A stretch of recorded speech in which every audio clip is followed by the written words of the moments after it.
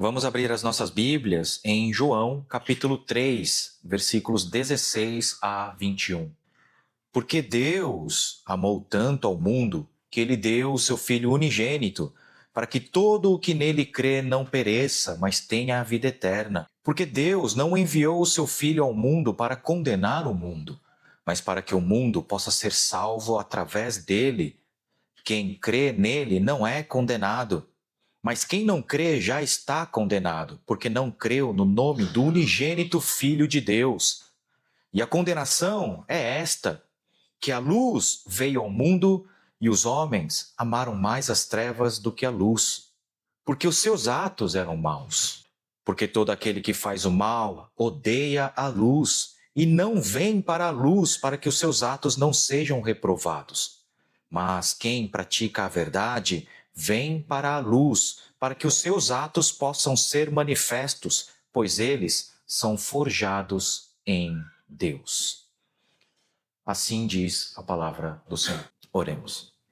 Senhor, nosso bondoso, gracioso, providente Deus, nosso Criador e Redentor em Cristo Jesus, nós te damos muitas graças por estarmos aqui reunidos nesta manhã, como um só corpo para publicamente cultuar o teu glorioso nome.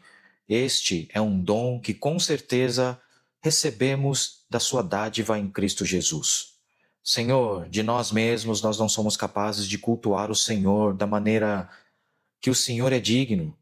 Por isso nós pedimos pela plenitude do Teu Espírito Santo, para que tudo aquilo que nós fazemos, não só neste momento, mas em todas as nossas vidas, possa ser aceitável ao Senhor. Que por meio da fé em Cristo Jesus e cheios do Teu Espírito Santo, possamos viver para a Sua honra e glória, e que essa igreja se encha da Tua luz, da Tua presença, e que sejamos abundantes em pão, que é Jesus Cristo. Que o teu nome seja engrandecido e a sua palavra seja pregada com verdade e fidelidade. E ao ser proclamado o evangelho de nosso Senhor e Salvador Jesus Cristo, pelo teu Espírito Santo, todos os que ouvem a sua palavra possam ter as mentes, olhos, ouvidos e corações abertos para que recebam a sua palavra com fé legítima e assim se tornem aptos a frutificar abundantemente para a sua honra e glória. Honra e glória de nosso Senhor e Salvador Jesus Cristo, em nome de quem nós oramos. Amém.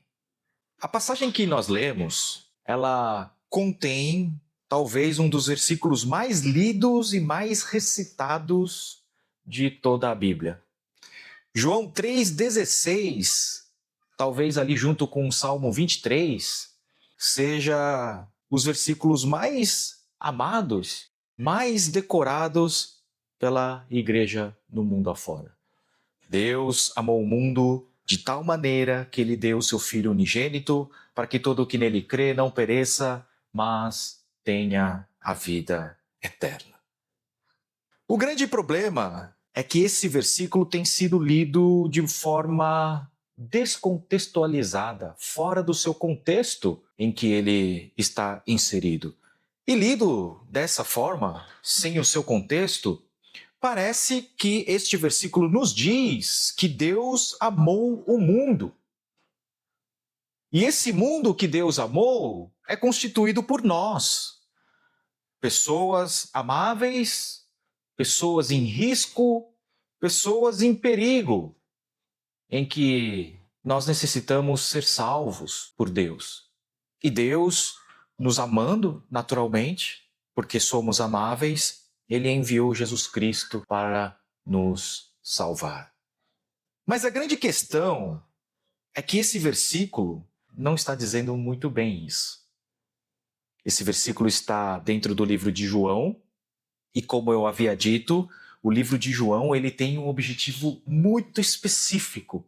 E para atingir esse objetivo específico, o livro de João ele segue passos determinados.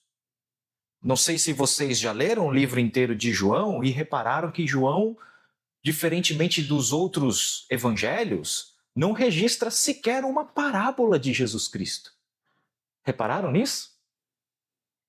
João não registra nenhuma parábola de Jesus. João, ele registra 7 sinais, 7 milagres que Jesus realizou, E também João registra longos discursos de Jesus. Com isso, infelizmente, as pessoas têm reduzido Jesus Cristo a um milagreiro e buscado Jesus por causa dos milagres. Ou Jesus tem sido reduzido a um mestre de moral e ética, também desviando do objetivo da palavra de Deus. Na verdade, João registrou os 7 sinais, os 7 milagres que Jesus realizou, com um objetivo específico de chegar à resposta precisa a respeito de quem Jesus Cristo é, como eu havia dito no sermão passado. Jesus realizou incontáveis atos poderosos, mas João, lá no finalzinho do seu evangelho, diz que ele registrou esses exatamente que ele registrou, justamente para que nós pudéssemos crer em Jesus Cristo, o Filho de Deus, de forma legítima. E ainda dentro da questão do contexto em que o versículo 16 do capítulo 3 de João está inserido, nós vimos no sermão passado que Nicodemos chegou até Jesus durante a noite, o que expressa sua condição de cegueira em relação ao reino de Deus, mesmo sendo mestre em Israel. E essa cegueira em relação ao reino de Deus, na verdade, é uma consequência da sua cegueira a respeito de quem Jesus Cristo é. Estar cego, não enxergar o reino de Deus, não é um problema em si. Na verdade, é uma consequência da cegueira em relação a quem Jesus Cristo é. Por isso que a pergunta implícita de Nicodemos para Jesus era: quem é você? Nós sabemos que o Senhor é mestre, porque ninguém, que não tenha vindo de Deus é capaz de fazer estes milagres que o Senhor realiza. O que nos traz a lição de que apenas a autoestima de quem Jesus Cristo é não é o suficiente. Nicodemos tem todo o respeito por Jesus. Ele demonstra estima por Jesus. Nicodemos, ele reconhece que se Jesus não viesse de Deus, Jesus não poderia realizar os sinais que ele estava realizando. Ainda assim, Nicodemos é considerado uma pessoa cega, habitante das trevas. E nós vimos que então a resposta dessa pergunta que Nicodemos fez, e que é o objetivo de João ter escrito o evangelho dele, quem é você? Quem é você, Jesus? A resposta a essa pergunta está atrelada à própria vida eterna ou morte eterna. Desde já eu lhes deixo seguro que a resposta a essa pergunta, feita por meio da boca de Nicodemos, está atrelada à vida eterna de vocês ou à morte eterna de vocês. Se responderem errado a esta pergunta, se desviarem daquilo que João registrou em seu livro, saibam desde já que a morte eterna será o seu destino final, inevitável e eterno. Por outro lado, se por graça de Deus vocês encontrarem a resposta correta, deixarem-se pastorear por João, seguirem o caminho estabelecido por João até a confissão certeira de quem Jesus Cristo é, vocês encontraram a própria vida, vida manifesta em Cristo Jesus. Então, muito está em jogo em poucas palavras. Quem é você? E nós vimos que essa resposta não pode ser encontrada a menos que você nasça de novo. Nós vimos que para que a gente herde a vida eterna, mais do que uma mudança de caráter, mais do que uma mudança moral é exigida. Algo radicalmente novo é exigido, que é o novo nascimento. E esse novo nascimento não pode ser provocado pela vontade humana. E Nicodemos, ele expressa isso muito bem. Ué, pode eu, estando velho, entrar no ventre da minha mãe e nascer de novo? Nicodemos não entendeu o que significava isso, o que expressa a sua habitação nas trevas. E nós temos uma boa dose de certeza de que provavelmente Jesus estava cunhando essa expressão pela primeira vez, porque não há registro em outros textos gregos da época a respeito de uma categoria de nascer novamente. Mas Jesus assegurou que se vocês não nascerem de novo, se vocês não nascerem do Espírito, jamais contemplariam o reino de Deus, jamais chegariam à resposta correta a respeito de quem Jesus Cristo é. E então nós aprendemos a respeito deste novo nascimento que estava profetizado no Antigo Testamento como sendo o cumprimento das promessas de Deus de uma nova aliança. Deus concederia água para nos purificar, que é o sangue de Cristo, e Deus derramaria sobre o seu povo o Espírito Santo, tornando-os aptos a produzirem frutos em abundância. Então nós chegamos na passagem de hoje. João 3, 16 a 21 é um comentário que João faz interpretando a doutrina que Jesus acabou de ensinar sobre o novo nascimento. João 3,16, Deus amou o mundo de tal maneira que deu o seu Filho unigênito para que quem nele cresce não pereça, mas tenha a vida eterna, é o comentário que João faz a respeito do novo nascimento que Jesus ensinou a Nicodemos. Ou seja, João está expondo, está pregando brevemente, em poucos versículos, a respeito do ensino de Jesus sobre o novo nascimento, sem o qual ninguém verá o reino de Deus. Se vocês não nascerem de novo, vocês jamais verão o reino de Deus. Por outro lado, João está dizendo que Deus, versículo 16, amou o mundo de tal forma que ele deu o seu Filho unigênito para que todo o que nele crê não pereça, mas tenha a vida eterna. Por que Deus concedeu a pessoas mortas em delitos e transgressões, mortas em pecados? Por que Deus concedeu a essas pessoas o nascer de novo? A dádiva de uma nova vida, de uma segunda chance que não é uma vida melhorada. Essa vida só que melhora. Esta vida sem os nossos erros. É muito mais radical do que isso. É nascer do Espírito, nascer de um novo Adão. Por que Deus concedeu a pessoas mortas em delitos e transgressões o nascer de novo? Se em Adão todos vocês caíram, se em Adão toda a humanidade foi exilada da presença de Deus, e como tal, todo mundo é osso seco, sequíssimo, morto há muito tempo, impossível de habitar diante de um Deus absolutamente santo. Por que Deus não sacudiu tudo no lago de fogo e enxofre? E se ele tivesse feito isso, ele teria sido justo, justíssimo em nos enviar para o inferno. Por que Deus não sacudiu toda a humanidade no lago de fogo e enxofre? A visão que nós vimos no sermão passado é que os exilados, os expulsos de diante de Deus, já estavam mortos e mortos há muito tempo, ossos e ossos sequíssimos.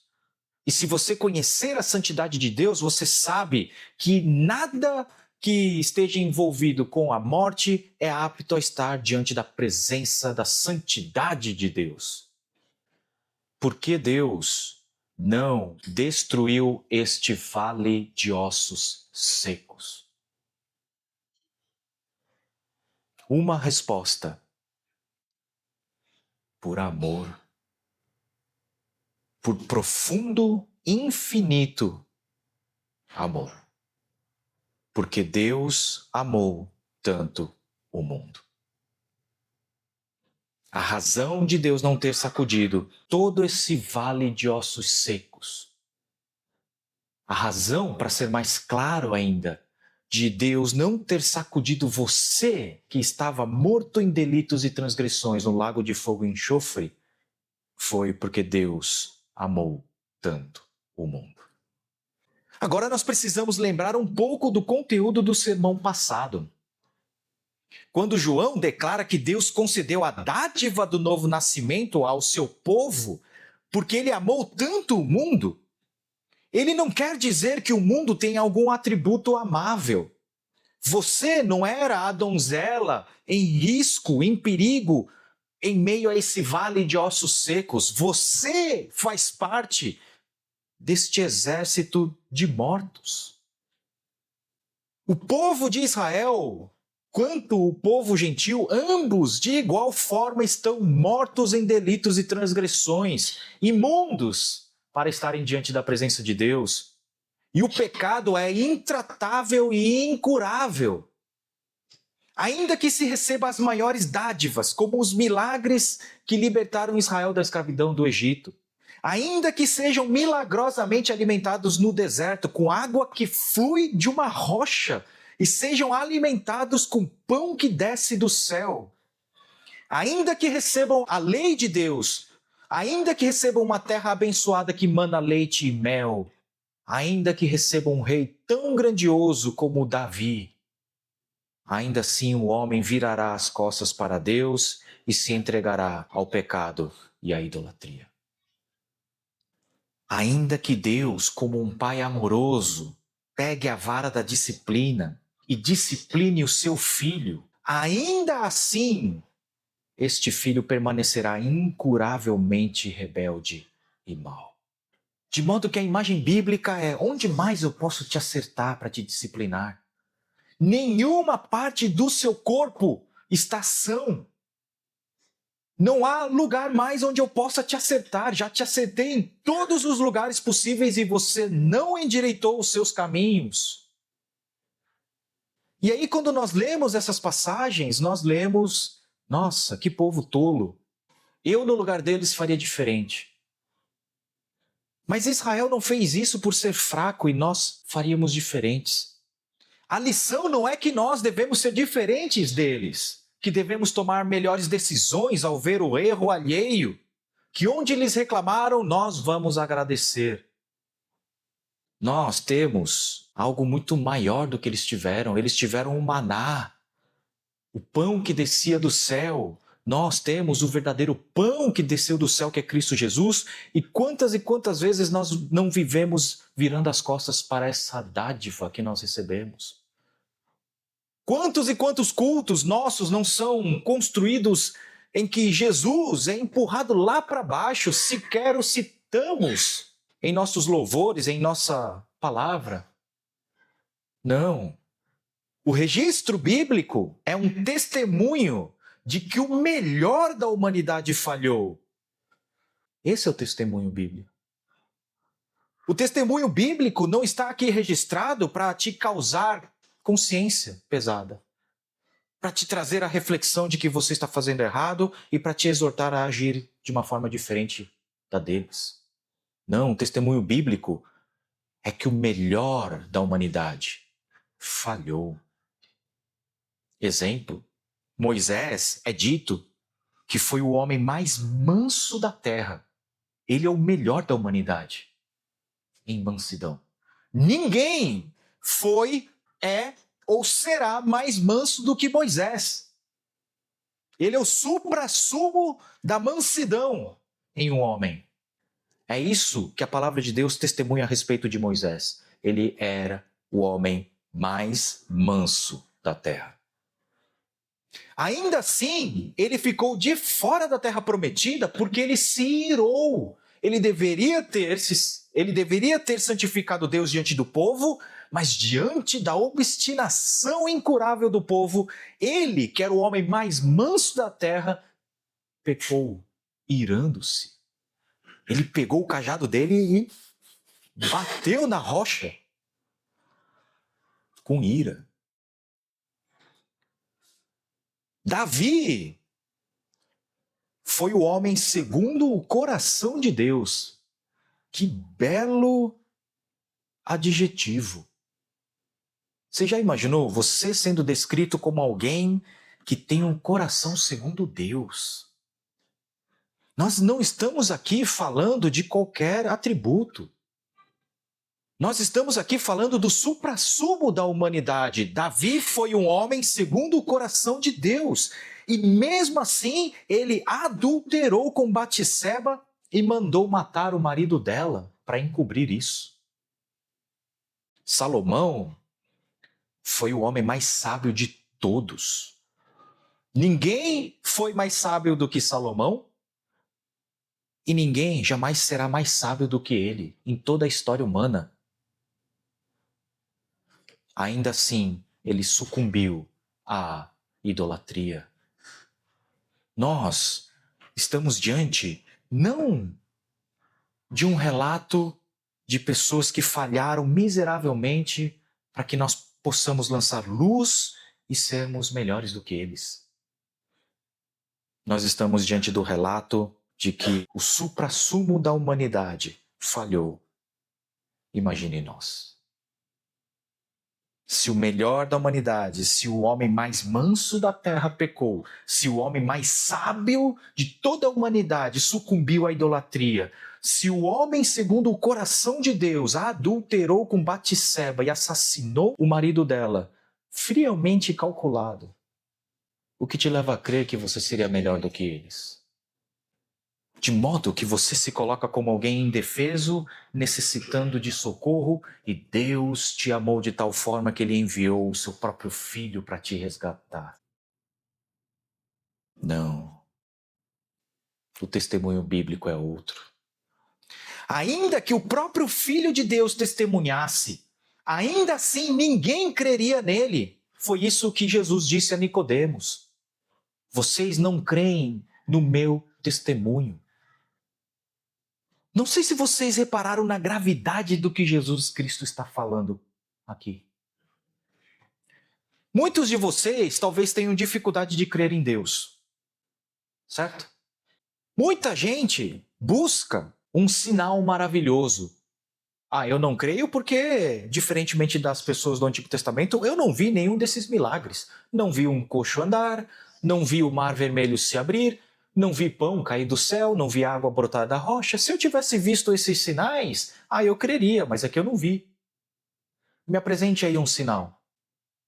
Ou pessoas de hoje em dia, elas pedem provas racionais de que Deus existe, de que a Bíblia é a palavra de Deus e de que tudo que ele está falando é verdade. Me prova que Deus criou o mundo em 7 dias somente com a sua palavra. Me prova que o mundo não evoluiu de processos fortuitos e do acaso. As pessoas buscam sinais. As pessoas buscam meios racionais para crer em Deus. As pessoas buscam milagres para crer em Deus. Mas e se eu te dissesse que essas pessoas são indesculpáveis porque eles têm algo muito maior do que qualquer milagre pode ser? Sabe por quê? Você sabe qual é a maior prova irrefutável, a prova mais objetiva, preto no branco, indubitável, inquestionável a respeito da veracidade de tudo aquilo que Deus disse, está registrado na Bíblia, e de tudo aquilo que o Evangelho declara? É porque Deus disse. E se você não crê naquilo que Deus disse, tampouco você crerá nos milagres. Porque o raciocínio é muito simples. Se você não crê no maior, você não crerá no menor. O fato de que Deus disse é maior do que se um morto ressuscitasse diante dos seus olhos.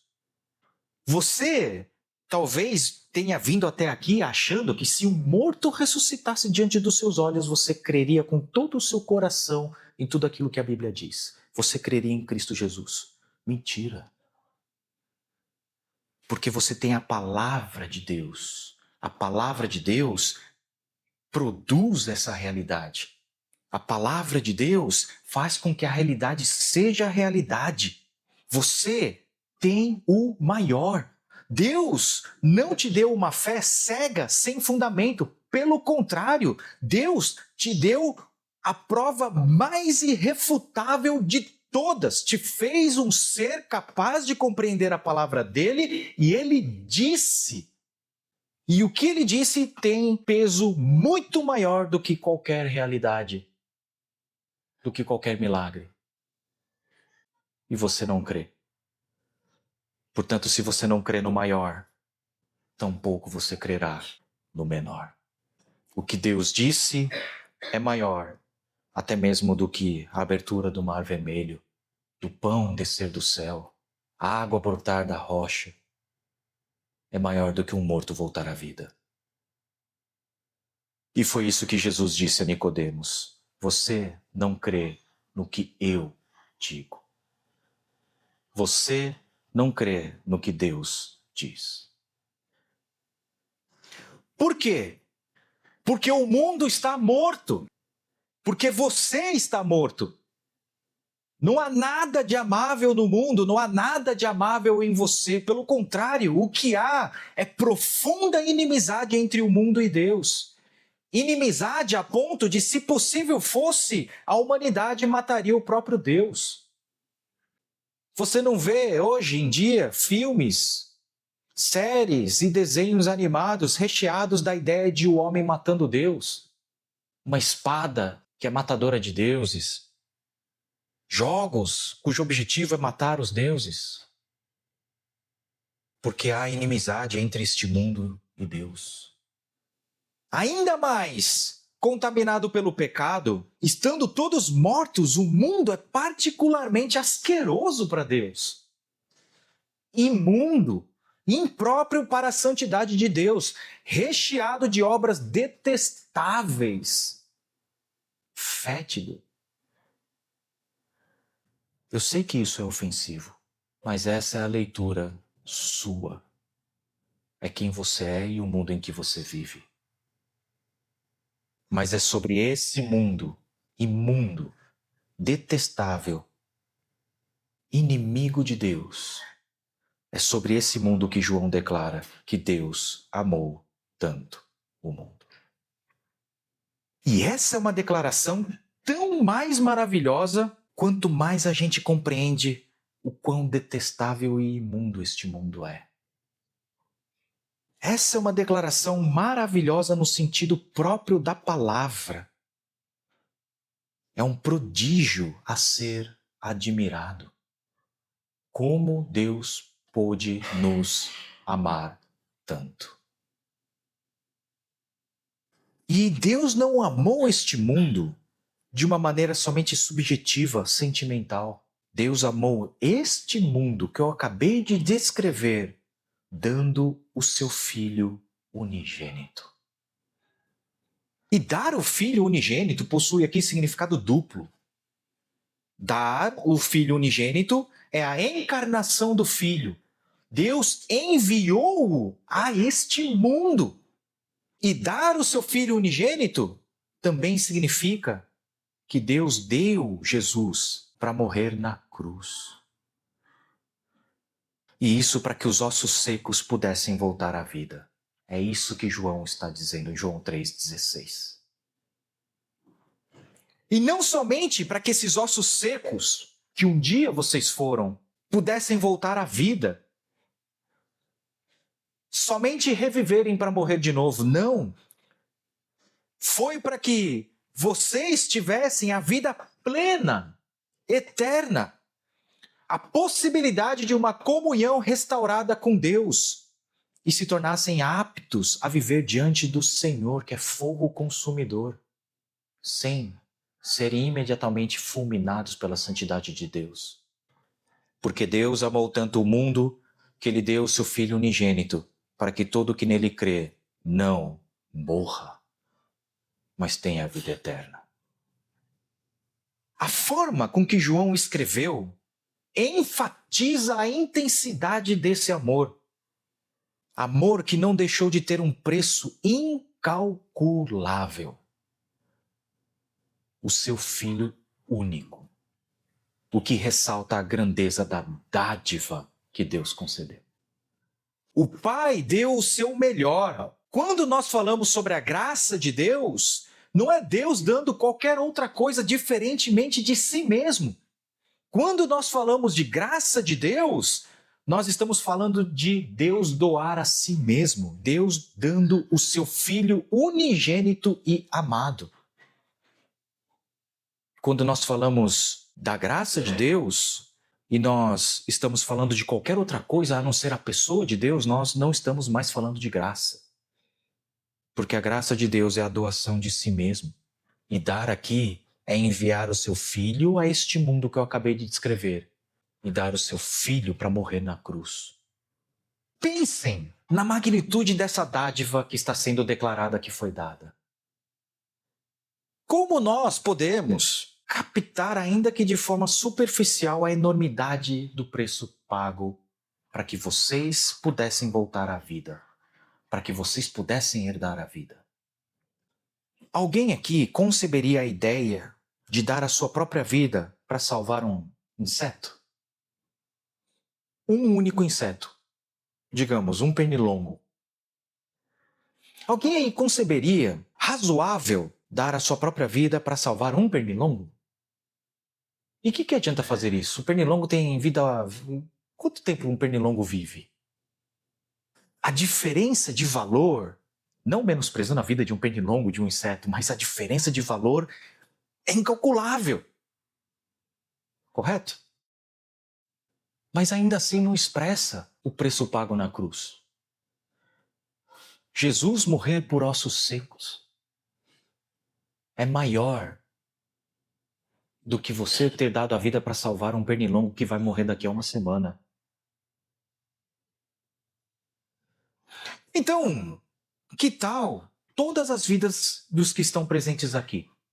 Todos vocês vão entregar a sua vida, vão morrer para salvar este único pernilongo. Que tal? Faz sentido? Mas ainda isso não expressa o abismo entre a vida que foi derramada na cruz e nós que recebemos a dádiva dessa vida.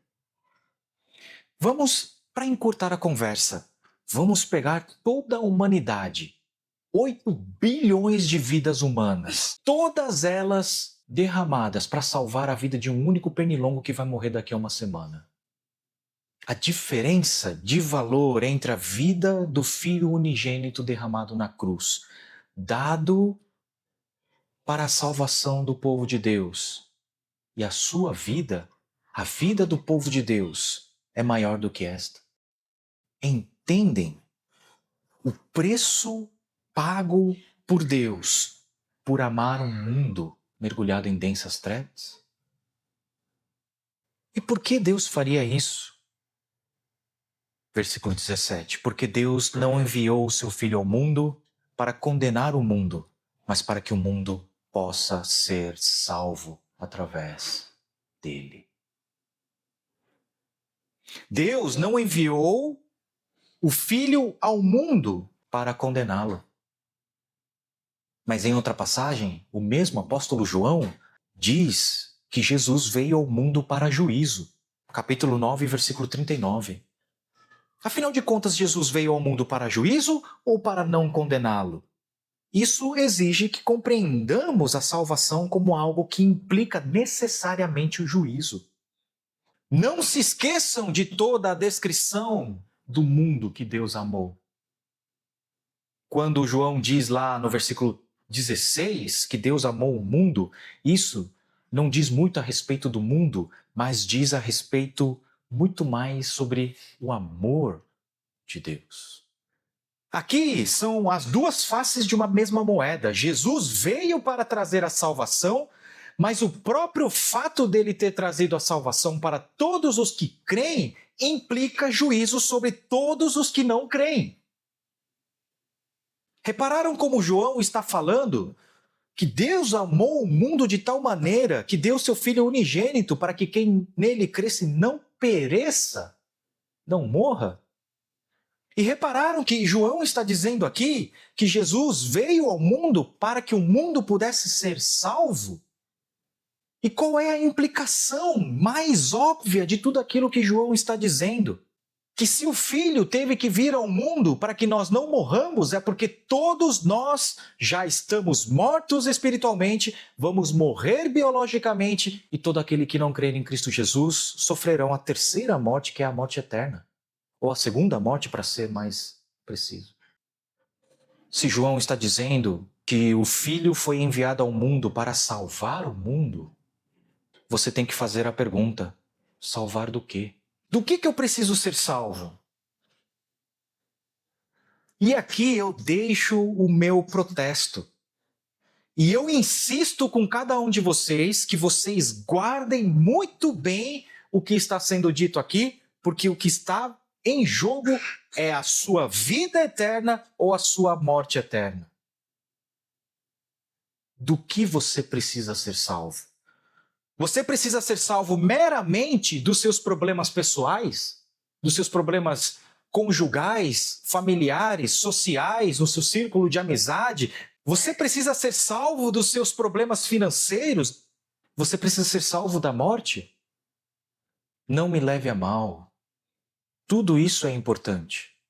Mas quando se fala que Deus enviou o seu Filho para salvar os que creem, significa que o Filho foi enviado porque o mundo já está condenado.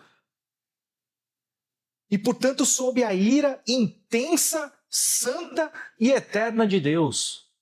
O Filho não foi enviado ao mundo para que você pudesse ser salvo meramente dos problemas pessoais, das dificuldades financeiras e das doenças que você eventualmente pode pegar.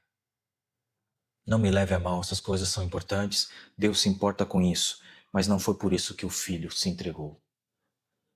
Não foi por isso que Deus entregou seu Filho para morrer na cruz. Foi porque esse mundo já está condenado.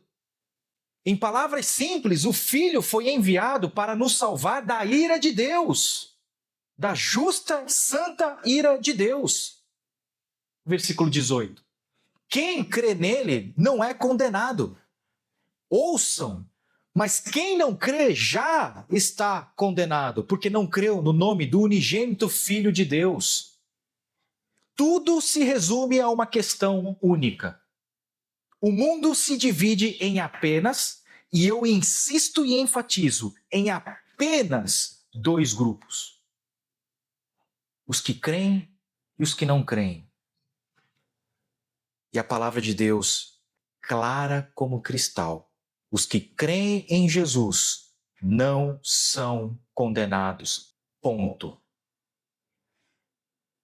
Mas o que não crê já está condenado. Ponto. Porque no momento em que Adão e Eva pecaram, Deus vestiu a sua toga, bateu o martelo e a sentença já foi proferida. O mundo já está condenado, só aguardando a execução da sentença. E essa sentença é ser lançado no lago de fogo e enxofre.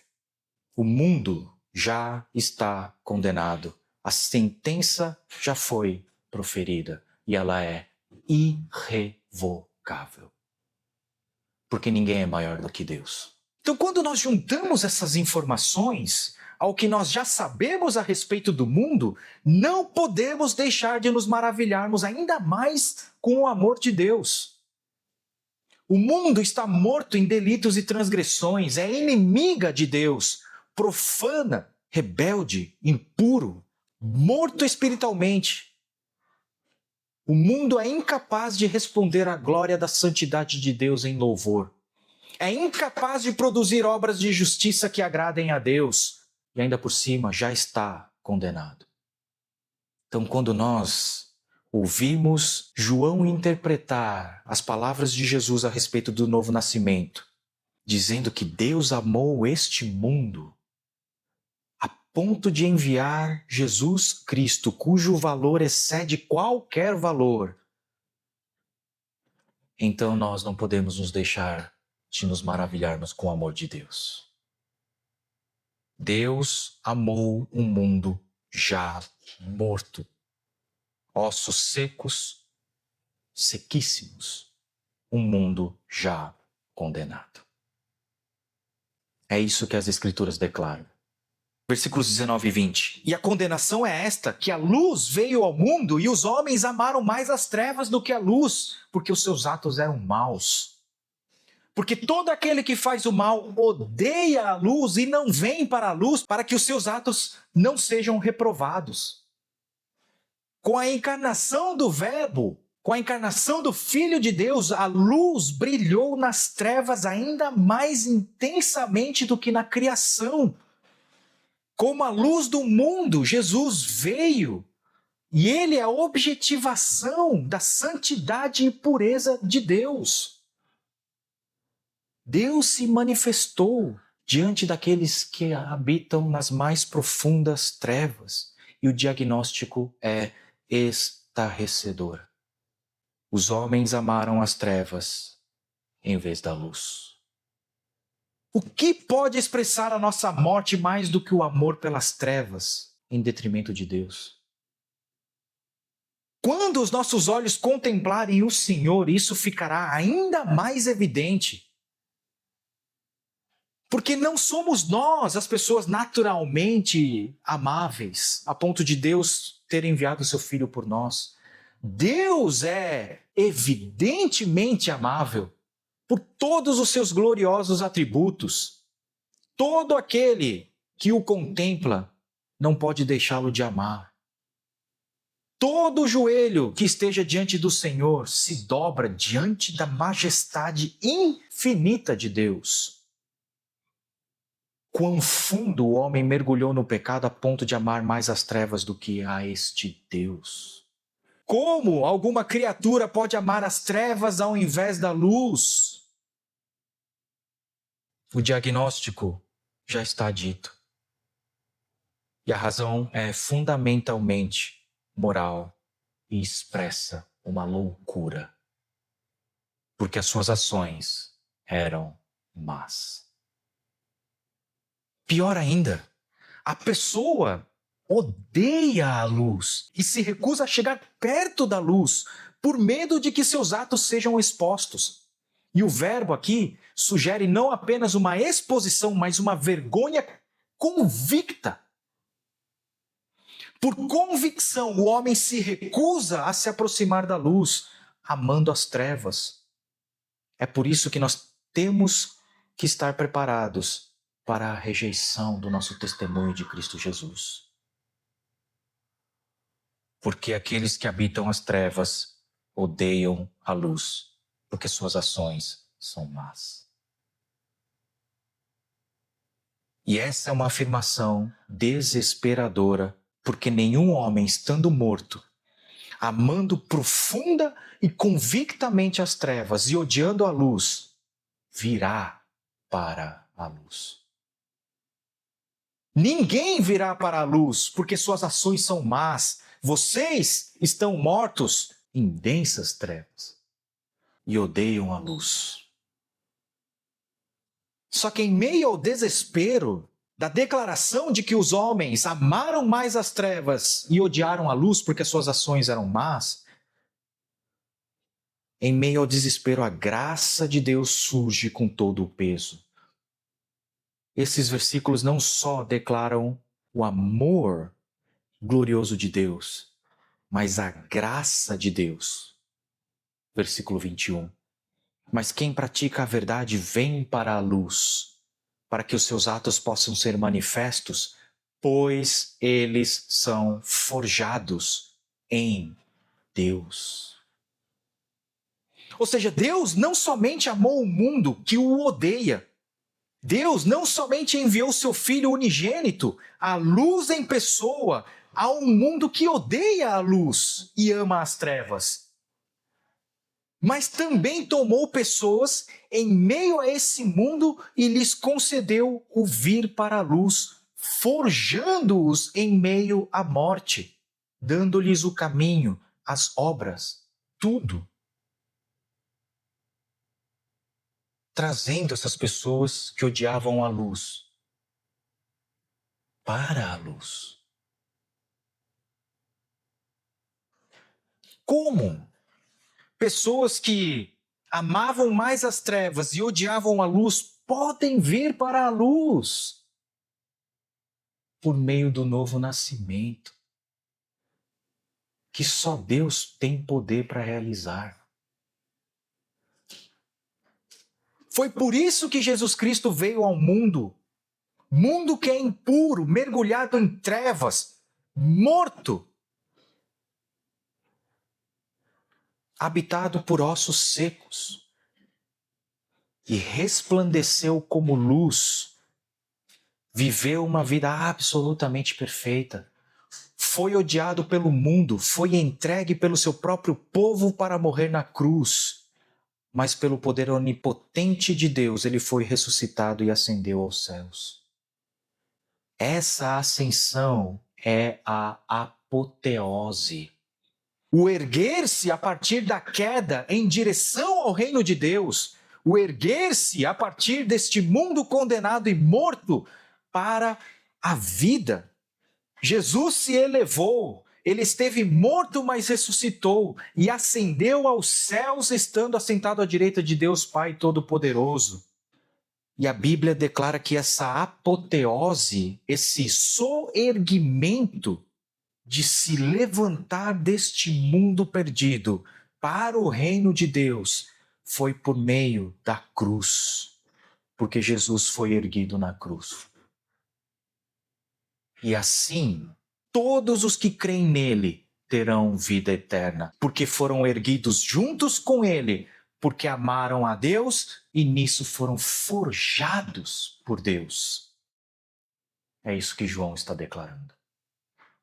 Assim como o novo nascimento, a aquisição da vida eterna, se fundamenta na exaltação do Filho, também essa exaltação, o ponto culminante da missão do Filho, fundamenta-se no amor de Deus. E esse é o amor com o qual Deus amou o mundo. Ele deu seu Filho unigênito para que quem nele cresce não pereça, mas tenha a vida eterna. Portanto, creia no Filho, venha para a luz, segundo o poder do Senhor, e tenha vida. Curvem suas cabeças, oremos. Senhor, gracioso, misericordioso, amoroso Deus, graças nós te damos por tudo aquilo que o Senhor realizou em Cristo Jesus em nosso favor. Em nos ter concedido absolutamente tudo, inclusive a nossa salvação em Cristo Jesus. Graças nós te damos, porque aquilo que era impossível a nós, o Senhor realizou por meio de Cristo Jesus. E assim, nascidos de novo, nascidos do Teu Espírito Santo, nós somos capazes de viver para o Senhor, viver para a Sua glória. Que possamos assim viver mais uma semana, sustentados pela Sua providência e protegidos pelo Seu poder. E que semana que vem nós possamos voltar aqui para cultuar o Senhor mais uma vez e recebemos mais instrução da Sua palavra. É isso que nós pedimos e oramos em nome de Jesus. Amém.